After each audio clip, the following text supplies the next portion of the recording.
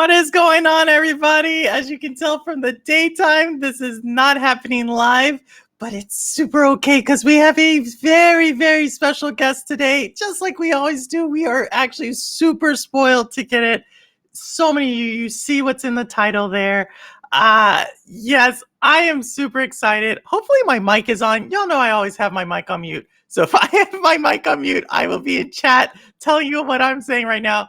But I know our guest does not. He is coming in all the way from Spain. I'm super excited because it's the first time we've interviewed someone from Spain.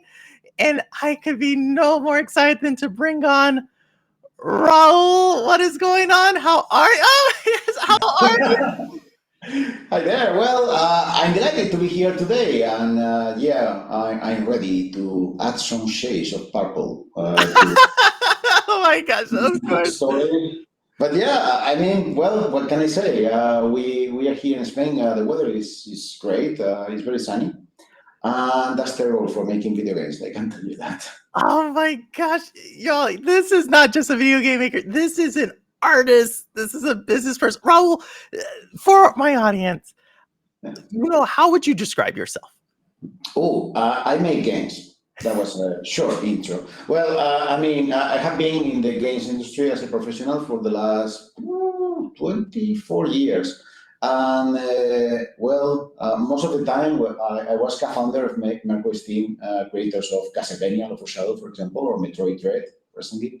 But the last almost 15 years, or 15 anniversary this year, as well as the founder, CEO, and now CCO of Tequila Works. I used to be the creative director, but now we grew. So we define ourselves as a boutique studio. That means that, we create things with gusto. And I have directed games like Deadlight or Rime, The Invisible Hours, and more recently you have seen me in games like Gylt for Steady. That's what.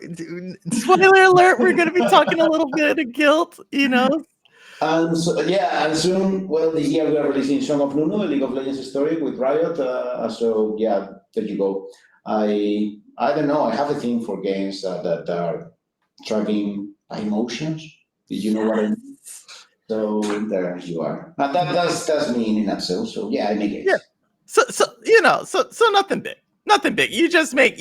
Some people play games. You decided to go out and make a game, and you talked about emotions. We're gonna talk about Gylt because I love the game. Has so many questions about it. But before you were making games, you're probably playing games, right? Yes, of course. Yeah, of course. Wow, that was a long, long time ago. Oh my gosh, you're not that old, Raúl. No, the first video game I remember playing was Pong in 1979. So yes, I know. Wrong.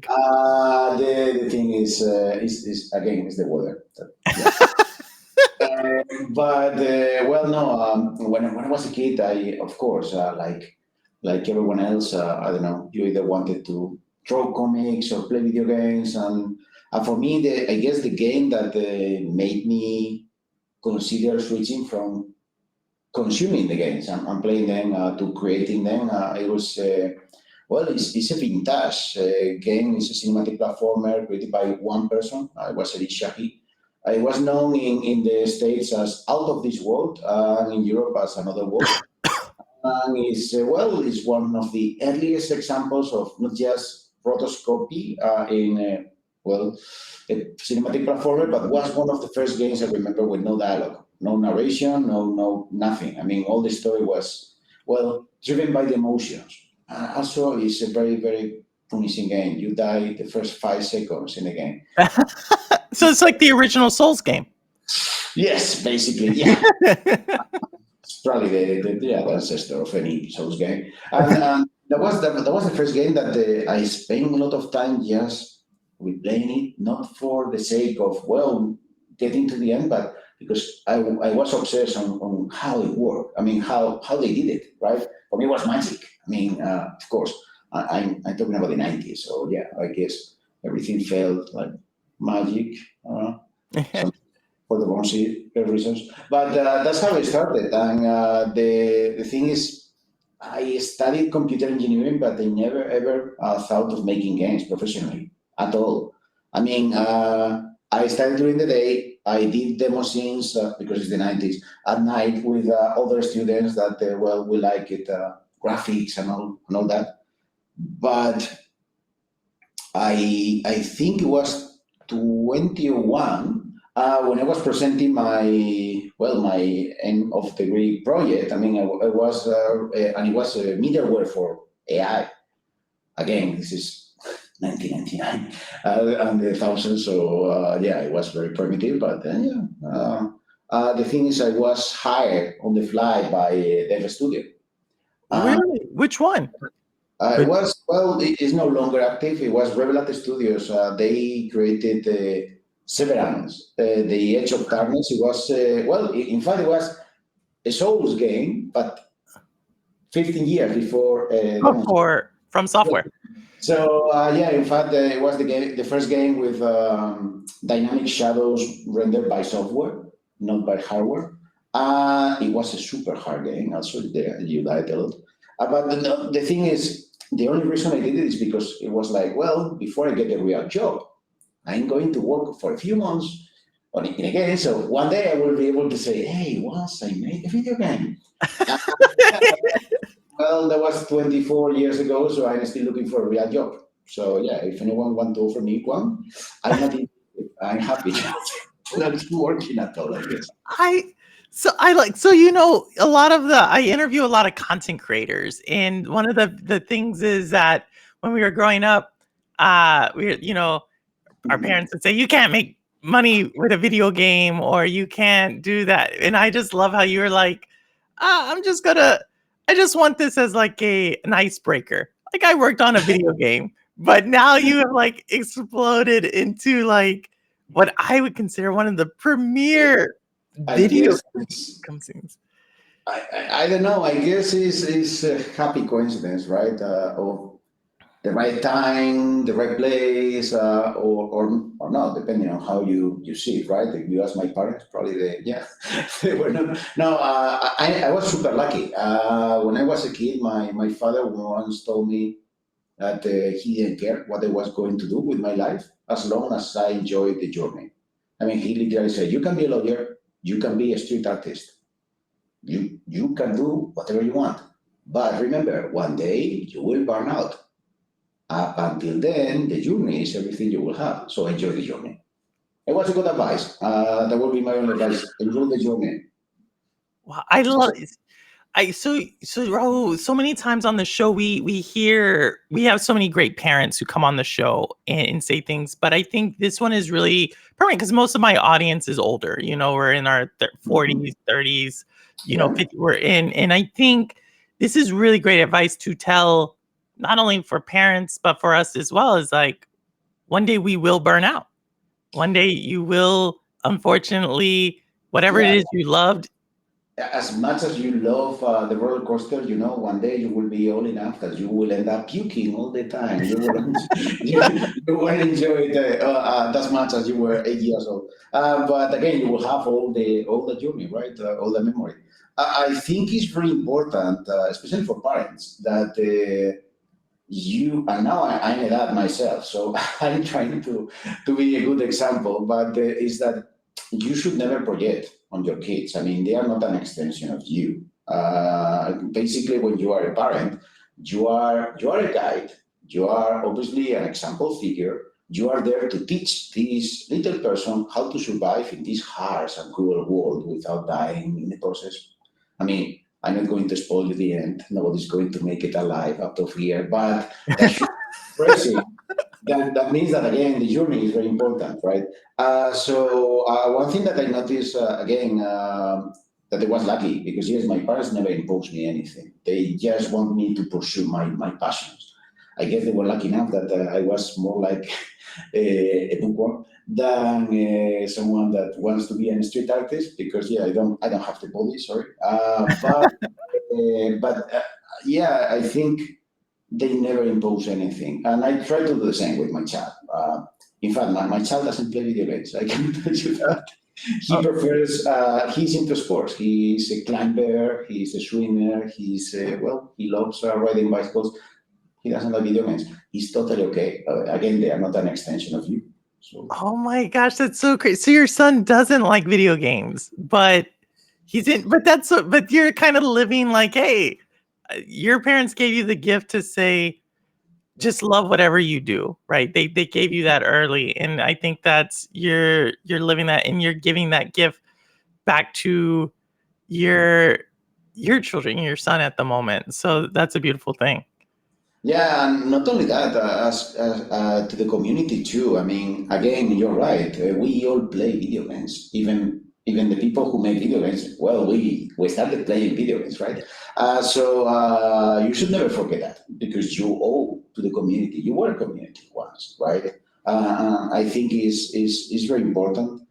And also, well, that when you are old, like myself, I mean, I guess I'm like 80 years old for the. It's the sun. It's the weather. It's the Uh, weather. but you should remember that you once started in the games industry too, right? So I guess it's our duty to help other people who are starting, and that, well, that yeah, the industry changes, the world changes, but it's that there is always room for guiding. And again, they are not an extension of you. They are not going to be the next you.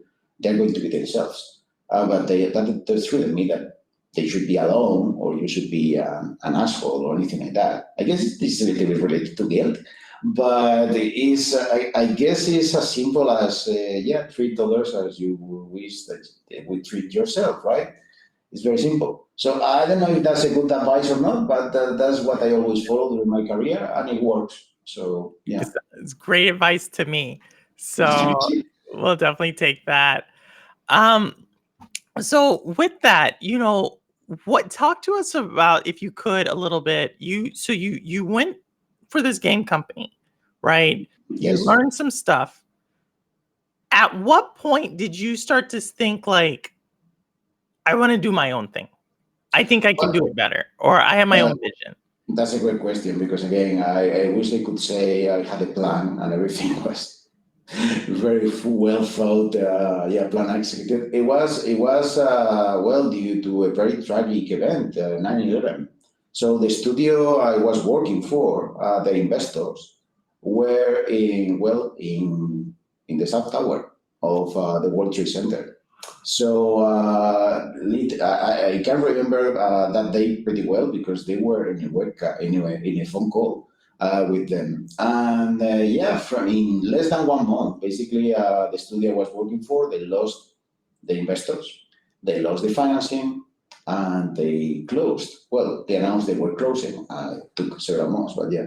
And at that time, well, I had worked with this amazing team of people, and I was like, oh, it's a shame because, well, I mean, everyone's going to the street. So it would be nice to work for, I mean, yeah, to keep working for a studio because I didn't finish the video game. Now I want to make one for real. And yeah, but I have no experience. Nobody's going to hire me. But I don't know, again, a happy coincidence. I had access to two uh, financial partners, I mean, two investors. So I convinced part of the old studio to create a new one, and that was the genesis of Mercury Steam. Sorry, it was the genesis together with 8 other people of Mercury Steam, and I'm not ashamed of acknowledging that basically I did this because I was convinced that nobody was going to hire such a rookie as myself, especially one that had not even finished one game.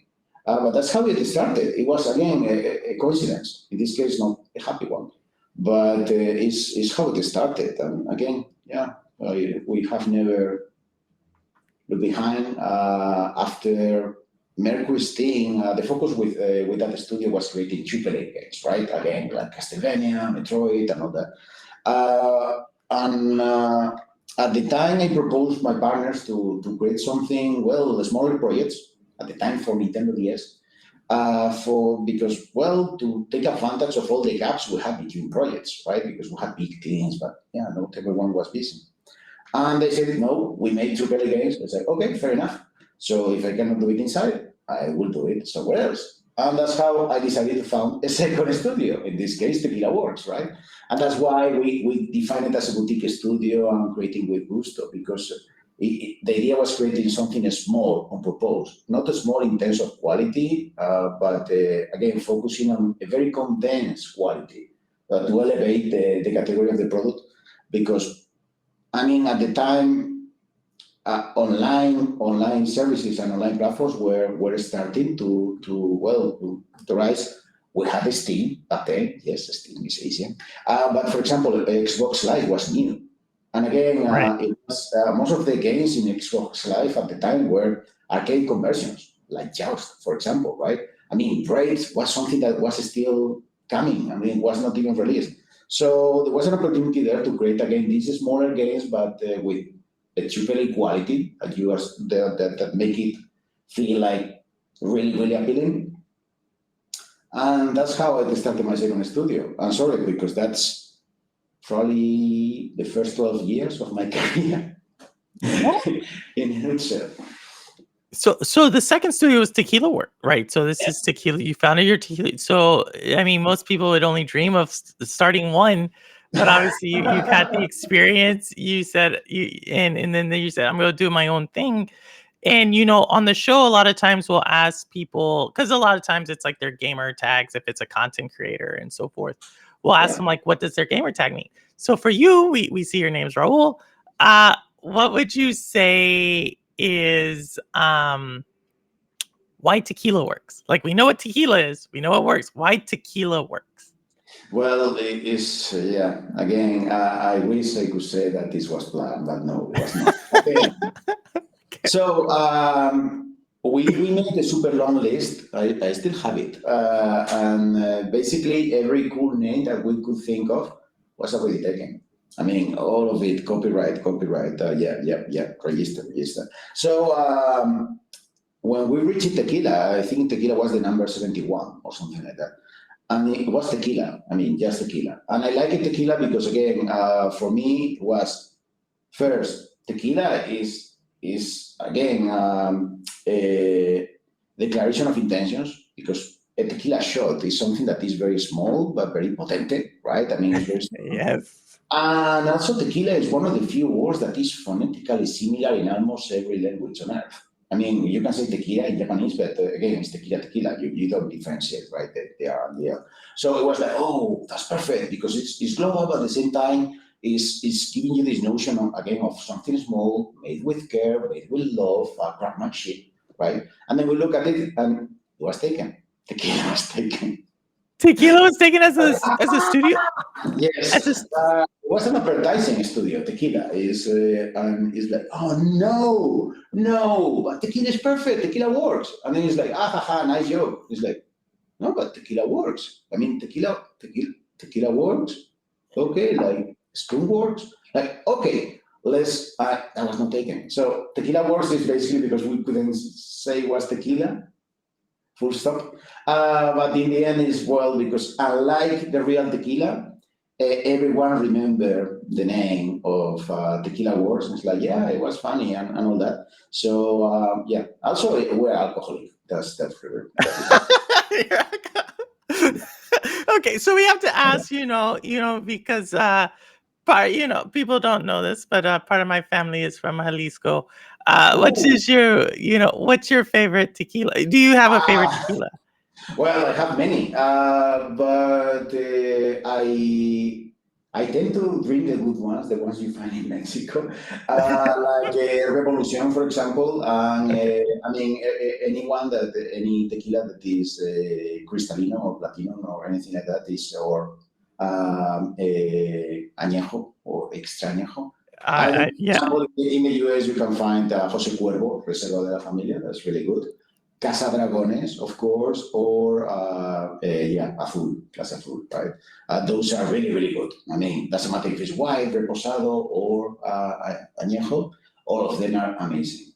Unfortunately, well, I'm lucky. Now in Spain, you can find good tequila, but for years in Europe, you could only find the crappy one that you need to mix with Ugh. lemon, yeah, the one that the tourists drink, and it was terrible. Now we are in paradise. Okay, So so all so those, yeah. so a Spanish. So what's a Spanish tequila? Give me a Spanish tequila. I've never tried Now, a Spanish tequila. again, here, I don't want to be nasty with any producer of tequila, but traditionally you could find Herradura, Jose Cuervo, but the cheap ones, of course, and then some labels that I'm pretty sure were not Mexican because nobody knows them. But now it's far better. Now, yeah, I mean, yeah, the moment you can find these. Basically, all of them. All of them. I mean, not the fanciest ones. Those are still restricted to Southern California, Mexico itself. But yeah, we're getting there. Oh, nice. Well, I love the story of Tequila Works because it's like this story of like you have it perfect, and then it's like no tequila, but tequila works, and and um and I see the design, Mhm. that you're because so if y'all do not know, Raul, his shirt, if you can show us a little bit, this is definitely the logo for Tequila Yes, Works. we Very, call it very, yeah we call it the calavilla or the scalp. It's supposed to be a mix of again a traditional scalp from the Dia de Muertos yeah, and bulb, right? Because again, well, the classic representation of creativity and ingenuity is the bulb, right? Like, yeah, and so it's a mix of both. That's where you have all these, and you have this Rosario cross and everything. So again, this is a logo that people remember. I'm very proud of this, because I thought that it didn't follow any logo convention when we created it. I mean, it was the opposite. Instead of super clean lines and all that, it was like super complex. But yeah, this is, again, in a nutshell, this is what we stand for. I mean, instead of flowers in the eyes, we have all these cogs, because again, it's like might and logic, but to be honest, is light and magic at the same time, right? So that's a very simple a way of saying who we are. That again, we are again artists, and that we are here not to sell products, but to create emotions. That's what we do. no, But that's I will send you a T-shirt, by the way. Yes. oh my god, I love I will buy it. I love the shirt. I love the design. Thank you so much. So, We're and making new ones this year, so yeah, I will send you one. oh, thank you so much. Well, Welcome. I know so y'all, we don't have rule for forever. I would love this conversation. We are gonna talk about guilt in Stadia, but for everybody here who because some Raul, some of our people did not get to enjoy Stadia, the beautiful game it was. I do want to give them a preview of Guilt. So we're gonna run a brief trailer, and then Mhm. we're gonna continue the conversation. So without Perfect. further ado, you all, I present to you Guilt.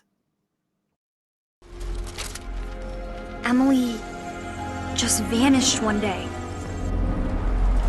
Most people lost hope after a few weeks. They just stopped looking. But I'm not giving up. I need to find her. I have to. Come here.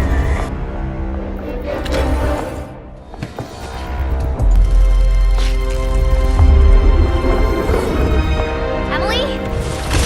Don't be afraid.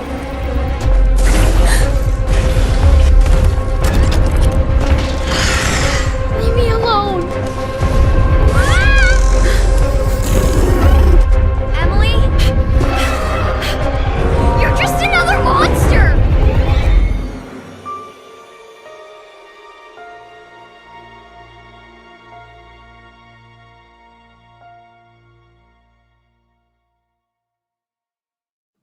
So first off, congratulations on getting this game Thank formed. you.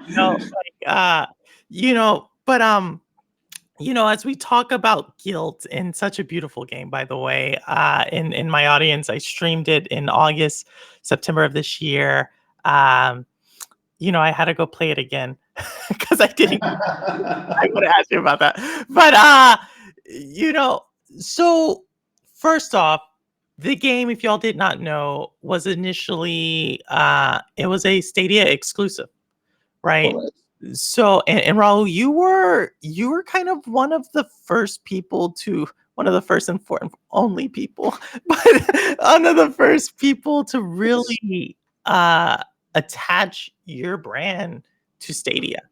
And That is correct. Yes. what was like why, right? If you could let us, remind us why, and what was it like working with Stadia? Well, those are two very interesting questions. And well, first of all, thank you for liking it. And the reason we decided to bring Gylt to Stadia again, being well, a day one exclusive for Stadia, is it was very simple. Luz and me again. I founded the studio with Luz. Luz Sancho. She was the chairwoman of Tequila Works. Now is the co-CEO with me. And we were invited by Google to a hotel room in I think it was in Los Angeles. And they show us, well, it's like, oh, do you want to play Tomb Raider? And we start playing the video game. And it's like, well, what if I tell you that there's no console here? It's like, what do you mean? It's like there is a server in the basement, or it's like, no, you are working, you are playing against a server in San Francisco. It's like, whoa, really? Is it streaming? It doesn't look like it's streaming.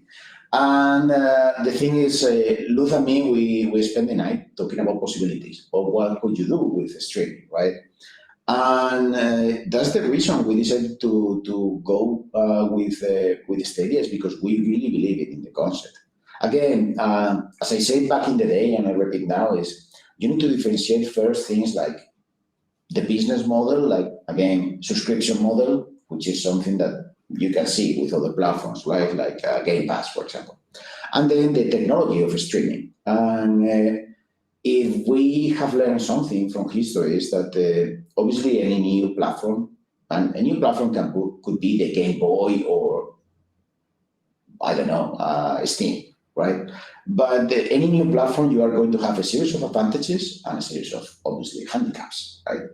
And I still believe that there will be one day where basically the pros will be more than the cons, and it will be easier and more accessible. Thinking of the user, thinking of the player, right?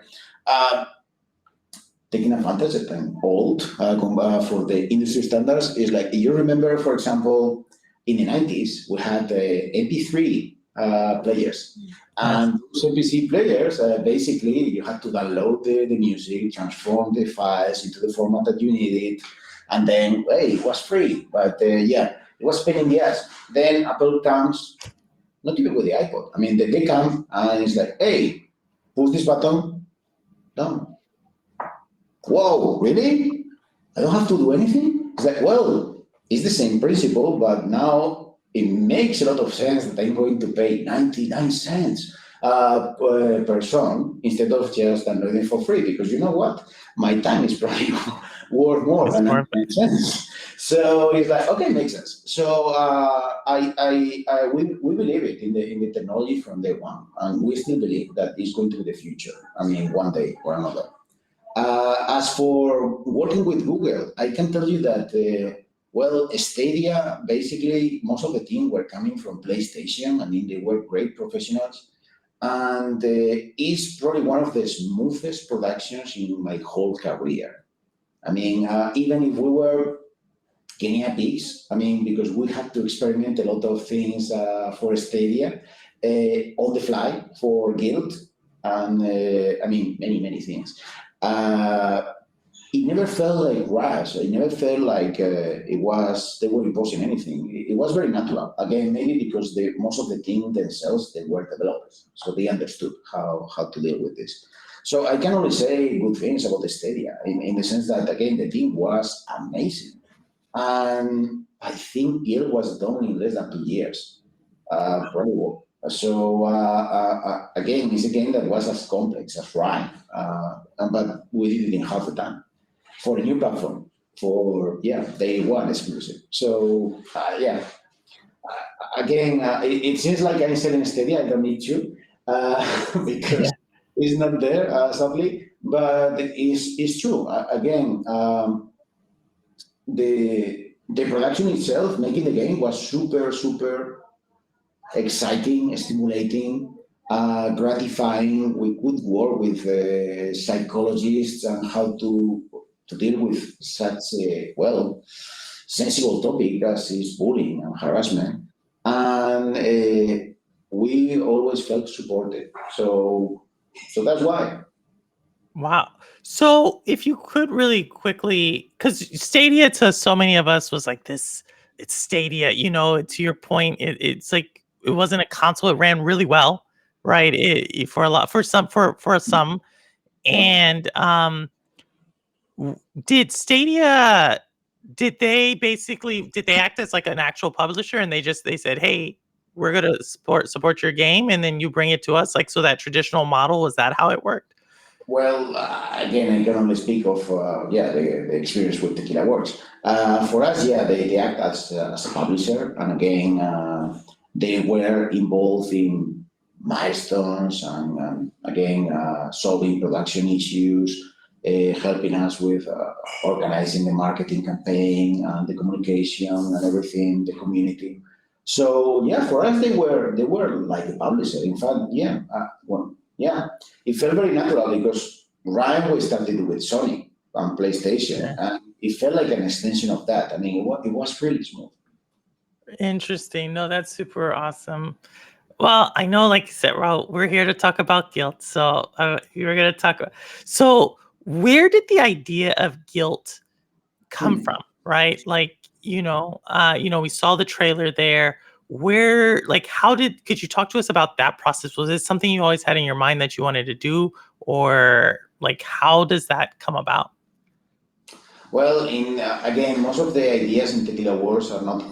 They don't come from other games or I don't know, movies, or is usually comes from life itself.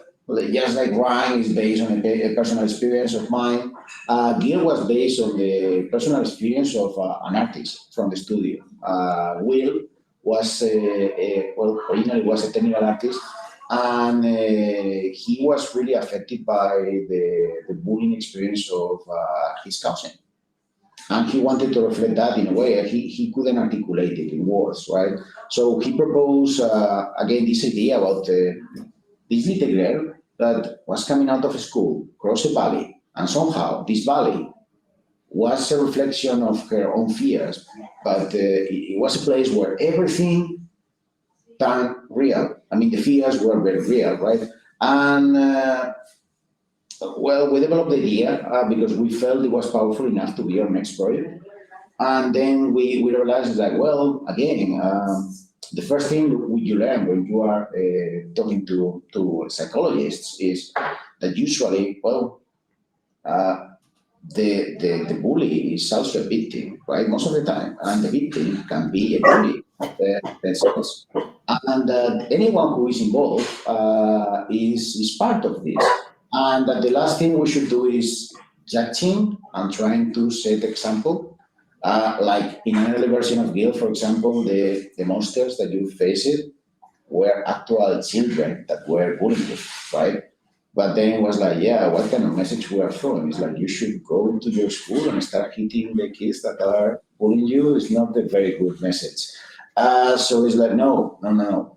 Take a step back, and it's like these represent different aspects of bullying. Like, for example, exposition. There are some creatures in the game that they do nothing. They are observing you all the time, but they are there, right? And they are very unsettling. They are part of the experience. And then, of course, you are going to be different aspects of it, like violence or, again, this harassment of being exposed in public. So instead of using that as a way for the player to fight back, it's like, no, we'll put you in a situation where you are going to express yourself with your actions in the game. And that's going to define who you are. And at the end of the game, you will see who you really are. And basically, it's a mirror for you to reflect and hopefully to meditate on it. That's how we did it. And again, it all started because one of our artists, Will, he has really affected by this on a personal level. So I guess a personal story. Wow. So so the game is inspired by real events, basically. Yes. It's very, very much, and obviously, if y'all have, you all who've played the game, you understand how emotional of a game it is, Journey, because when it first showed, a lot of people were like, "Oh, this is some little kids game," but you get into the game and you're dealing with very serious themes Hmm. about a game.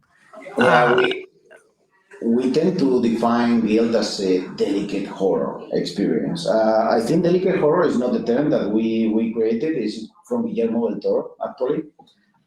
Because for him, most of his horror stories are love stories, right? Because he can see the beauty in the monsters.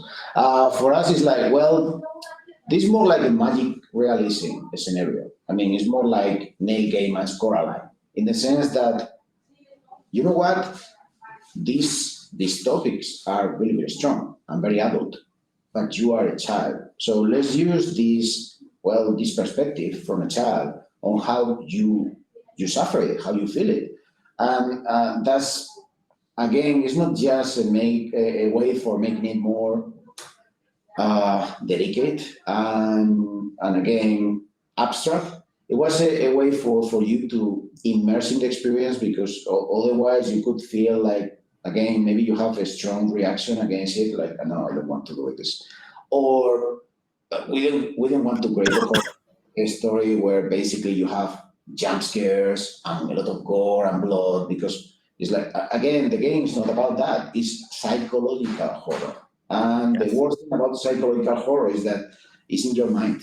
You know what? Maybe you are alone in the corridor and there's nothing, but your brain is telling you, like, turn around, run, run. You don't know why, right? That's the tricky part. Oh my gosh. So you're talking to me about like the bullying in the game and the monsters, and you didn't want to make it into a shooting, right? And now I'm starting to think about the reason you use a flashlight, and Yes. you're You expose your fears, and even in darkness, when you expose your fears under the light, you realize that they have no power over you. Yeah, that's a metaphor. The flashlight was a metaphor, and yes, when you use your flashlight, those shadows and those, well, dark figures are nothing, so they disappear. Again, most of the time, and this is, well, true for life in general, is the perception of something is as bad as the reality of it. In fact, sometimes that perception can be more dangerous than the reality. So that was one of the weapons we use in Gylt, because again, you are, well, Sally is a pre-teenager girl. We didn't want her to start shooting shotguns and that. that doesn't work. Yeah, it Yeah. doesn't work. I mean, and I don't want to ruin any of the storylines. You can see this in the trailer. These different tools that she has. What's the fire extinguisher? Yes. There is a fire extinguisher. Again, this is related to the magical realism. We wanted to have ordinary objects, but with extraordinary abilities. One of the few that we had to drop during the design phase was, for example, a whistle. Like, and that again, that brought attention, right? And basically, it was a mechanic that worked sometimes very well, but most of the time was, well, it broke immersion. And the other was an umbrella. Or game director David is obsessed with umbrellas. I can say that, and he wanted the umbrella to protect you. It was some kind of shield, right, that could protect you from attacks and hazards. But it was too powerful. We discovered that, yeah, any It was umbrella OP. It was really OP. powerful, so we had to drop it. But maybe for the sequel, I don't know. Who knows? Oh, there's a sequel? No, no, no, no. We are Oh. not. I was like, is there a... I can tell you, I would love to do a sequel for Guild. It's true that at Tequila Works we never do sequels for any of our titles. All of them are perfectly encapsulated. But yeah, we who knows? I mean, if there is a reason, if there is something else that we can tell, why not? Yeah. And Raul, I know we have about 4 or 5 minutes from our original 45-minute. Can you go a little longer, or how much time do you have? It's up to you. I think I have the night shift team that does the cleaning stuff. They are over there, but don't worry. As long as they are not making any noise, I'm fine. Okay, maybe if we go 10, 15 minutes longer, because I'm enjoying this conversation. Well, thank you. We glanced over your personal story in a game, and I want to just reiterate, y'all, if you haven't played Rime, beautiful game, beautiful puzzle, actually pretty hard. I just want to say that it's kind of hard. There Uh, are a couple of places that, yeah, it's hard. Yes. but that's from what you just said, that is your story Mhm. in a video game. Yeah. Is going to sound very silly because at the time when I was making the game, I didn't realize on a conscious level until Rob Jerscon, who was the writer for Ryan, he asked me why I was making the game, right? And then I started talking about the things that you see in the game, like the tower, the island, the storm, the sea, the key, the cave. And I said, yeah, but why? I mean, it's very specific. Talking about this, I told him a story that had happened me. That had occurred to me a few years back, like 5, 7 years back. But for some reason, it was in the back of my mind. And it's like that once I drowned in the sea. It's as a story super silly. But at the time, I was dating a girl, and she was a professional swimmer. I didn't know that at the time. And one day on the beach, she says, "She's like, hey, you want to swim with me to the buoy?" And he's like, "Sure, no problem." And the buoy was 1 mile and a half in the sea. So I was swimming and swimming and swimming, and we reached A the buoy. mile into the sea. Yes, yes. So we were off the coast basically, and we reached the buoy, and it's like, oh shit, it's very sleepy. I cannot grab, and I'm very tired. And she says like, haha, okay, bye, and she leaves, uh, and she swims back, and I'm there in the buoy, and like, oh shit, this is really embarrassing, but yeah, it's like. I don't know what to do. And it's like, I'm going to swim back very slowly. I will stop when I feel tired, and in a few hours, maybe I'll return to the coast. No way. Basically, the current was always dragging me back and all that. I suffered a panic attack. Basically, the adrenaline was rushing and I started swimming super fast. You should never do that. So when the adrenaline basically faded away, the effect, I started to drown. I mean, like plummeting. Um, and when I was drowning, I was thinking like, what a stupid way to die. And then I was like, really stupid. I mean, you accept it very, very fast, especially when you are drowning. It's not so bad. But the thing is, I was thinking like, good luck taking the car out of the garage. It's super tight spot. And I only know where the key is. Haha. Uh, Super random thoughts. And then for some reason, I view my parents. And it was my mother receiving a phone call, and it's like, well, telling her that I was dead, right? And at the time, I thought that's really unfair because I would like to tell them that it's okay. It's like I live my life. I was very stupid, but it was my decision after all, right? So I would love to be able to tell them that it's okay and they shouldn't suffer, but I cannot, and they are going to suffer because of me. At that point, I was rescued, so lucky me. But yeah, I never told them anything about this experience because I thought they were going to suffer for nothing. So when we're making Rhyme, and we were again saying, well, it's going to be like a classic adventure. It's like those childhood days on the beach, playing with the sand, and again, you don't know what's behind the hill. And for some reason, for me, always the story was very, very sad, very, very dark. And it was Rob who realized it that yeah, there was something in me, right, that I was projecting. And it was that I almost drowned, and that shifted the story completely from just adventure in the Mediterranean to the 5 stages of grief. Again, it was Rob. It's basically all Rob's made to transform that suffering and grief into something that you play throughout the game, right? Instead of transforming the player in the main character, we decided that the island itself was going to be the character that is going to suffer that transformation. So that's why you start in an isle where basically you have all these beautiful, loose landscape full of life with, no real purpose. I mean, you're just playing for the sake of playing. You There's just no pick stuff tutorial. up and Nobody's guiding you. It's an open world. And people really enjoy it, right? But then after a while, of course, they want to do something and start. They play with the piglets and whatnot. But they discover the tower, and this tower is it's like it's calling you, right?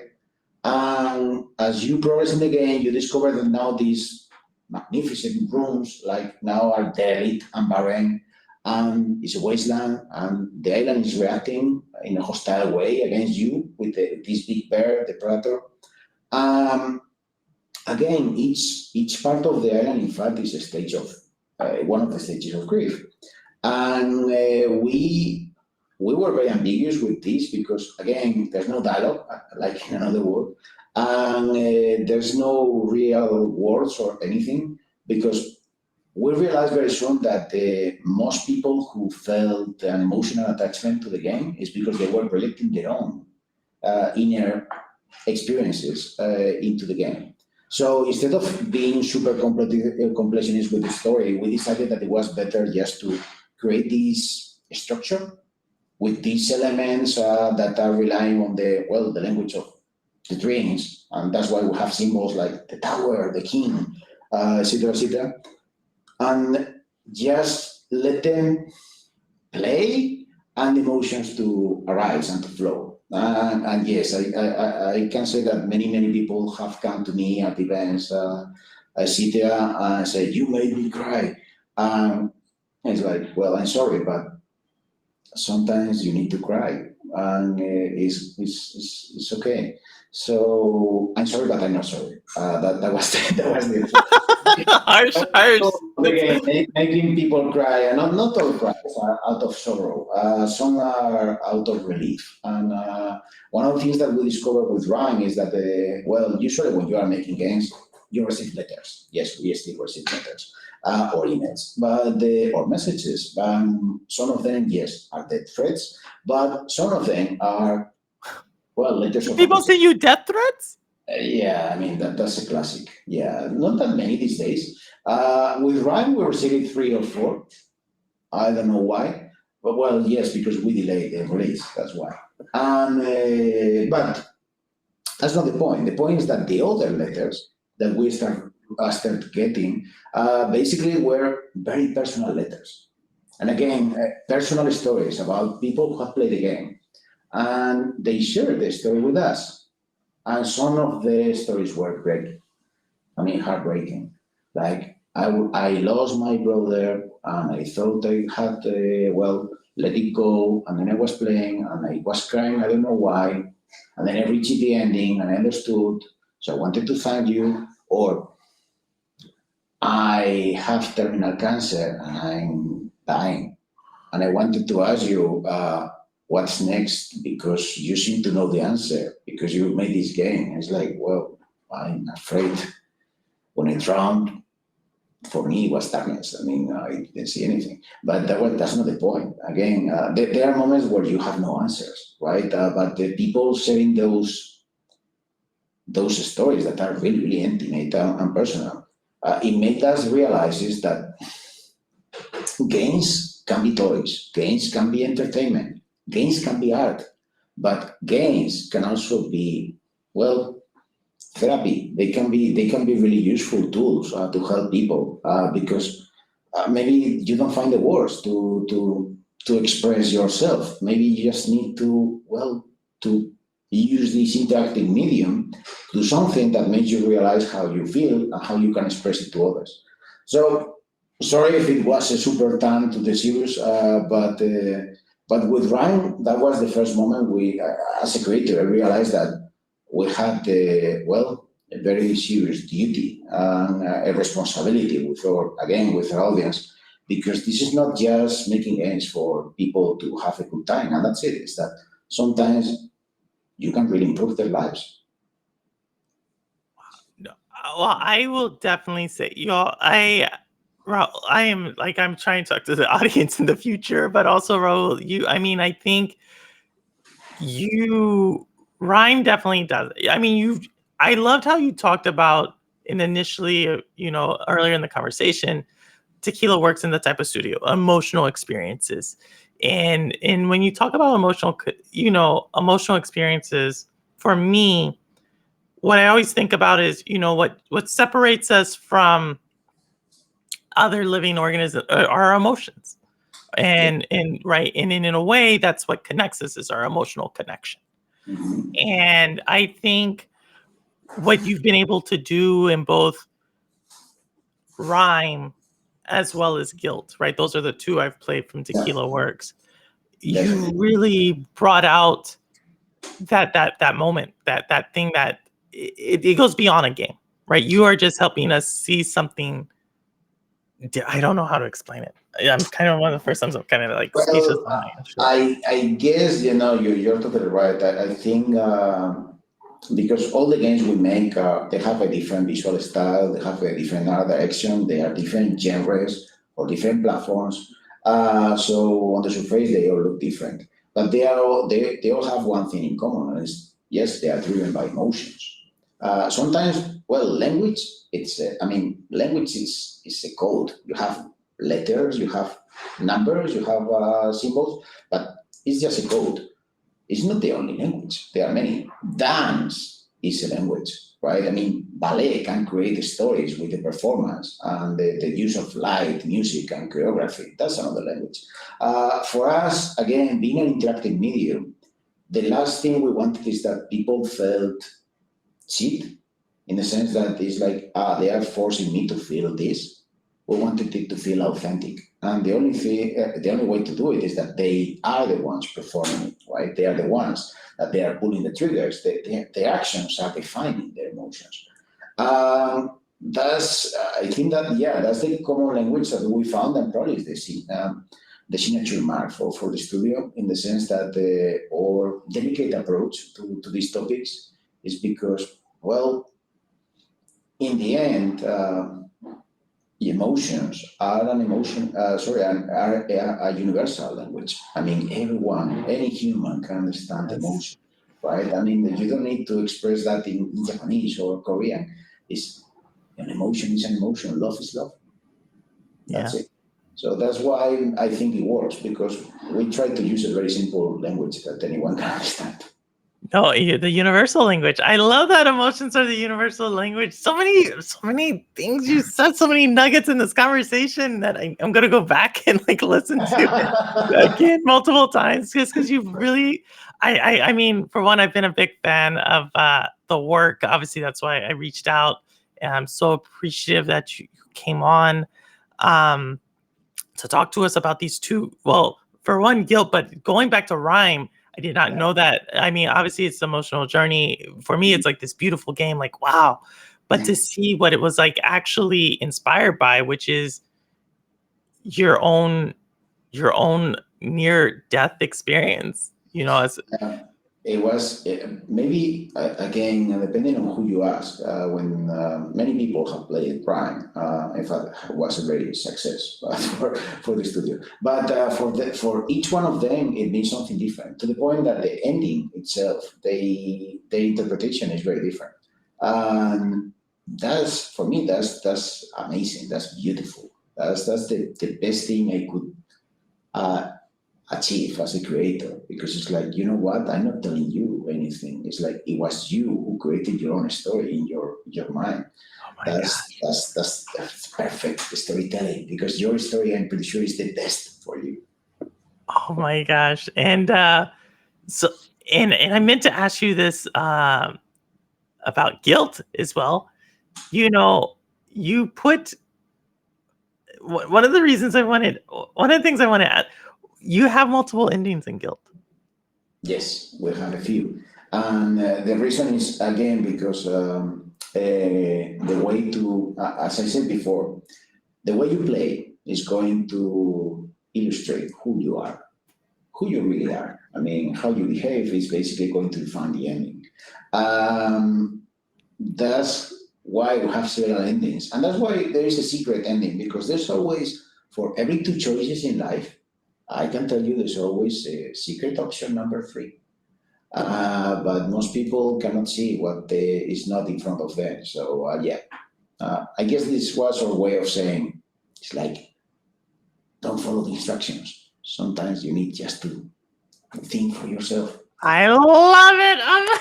I wish you had I love Raul. This is so amazing. Well, yeah, we're not gonna ruin the ending, Thank you. but I think if you remember that, that's all I'm gonna say. Remember what he just said there. It's Yeah. very powerful. Raul, this entire conversation, we come here talking about games and in your journey, but I'm left, and I hope the audience is left with, you've given us like life lessons, right? You've given Well, us I don't pretend you, but thank you. Thank you so much. no, but seriously, whether it's from your grandfather, whether it's the numerous things you told us, whether it's from something where life was nearly taken away from you, right? So I think you see life differently in a totally different way. And please don't tell me you married the swimmer. I did. You did this. You did. You did. Yeah, she's the mother of my child. Yes, yes. Oh my gosh! So In how fact, did you? Did she, that's how I don't know. I guess yeah, she felt pity for me. I don't know. Is you're all ready for you, bro? She nearly killed you. yes, yes. In fact, yeah. Well, you know how it is. I guess it's a matter of extremes. Uh, but every time I look at my song, I always remember how grateful I am and how lucky I was, because every moment I live after that moment, I feel like it was a bonus time. And again, having a child and seeing him to grow and all that, it's like, well, that was one of the three things I wanted to do in life. So I don't know, what can I say? It's like, yeah, she almost killed me, but she's also the mother of my kid. Yeah, I think this is so. Okay. Well, love is love. Yeah. Like that's all we can say. Love is. There you go. She nearly killed me, but like most of us with our significant others, we're like, yeah, I want to kill, but this one nearly did. No, Oh, that would be the wrong take on it. It's like, well, is things happen, right? I mean, shit happens. But you need to flow with life. I mean, again, if you pretend to be a rock in life, water eventually is going to win. It's going to take, yes, centuries or thousands of millions of years, but time is basically not the definition of life, it's the consequence of life. So it's not the time, it's how you live that, right? So the rock can be a very happy rock, or can be facing the waves, or until it's broken apart. Um, Sorry, that sounds super philosophical. I didn't pretend. no, But my God. yeah, it's I don't know. It's you flow with life. No, That's why surfers they really know what they are talking about. So yeah. no, before we close, everybody, I think y'all saw in the trailer, Gylt is going to all major platforms July 6th. So congratulations again on that role. You, yeah. I will be definitely picking it up again because it left on Stadia, but I will be getting it again. Well, I can tell you that I played again, and yeah, it's what can I say? It's a game that you enjoy playing. Yeah, no, and Rime. I'm going to play, even though it's on Luna. I'm going to get it on another platform as well. So for cloud gamers, if you want to play it, it's on Luna. I believe it's still on Luna, and Yes. yeah, and so any kind of things you could reveal about the future of Tequila Works and where y'all are going, or is it? Well, yeah, you already said that we are releasing Gylt on July 6th. This autumn, we are releasing Song of Nunu, a League of Legends story, which again is set in the universe of League of Legends. But being a Tequila Wars game, you can expect a more intimate experience. So it's about Nunu and Willem, he's a child and his best friend, a Yeti. And Nuno is looking for his mom because, yeah, even if you have all these mighty champions and civil wars and whatnot, I just prefer to look and pay attention to the wrinkles of the story that makes it a little bit more human, but also, I don't know, a little bit more satisfying for Oh us. my gosh, we gotta play it. I'm looking forward to this. So, we will definitely be championing the game. So thank you so much, Raul. Any last words before we close it down and I close it out because I know we went over. So thank you so much for the extra time. Well, Any last words? no, the only thing I can say is thank you. I love the program, so keep up the good work. And is again, if you are starting making games or you are just enjoying playing games, remember every day why you do it, because it's about the journey, not the destination.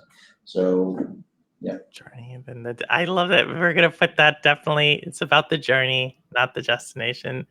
Well, thank you so much, Raul, for this, and for everybody else. And Raul, if you can just wait maybe 2 minutes after the whole thing Sure. ends, and but for everybody else, it's that time where I say it doesn't matter where you game, how you game, why you game, when you game, what you game on, how long you've been gaming.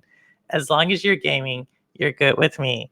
And as always, this is Purple Haze, and the proof is in the playing.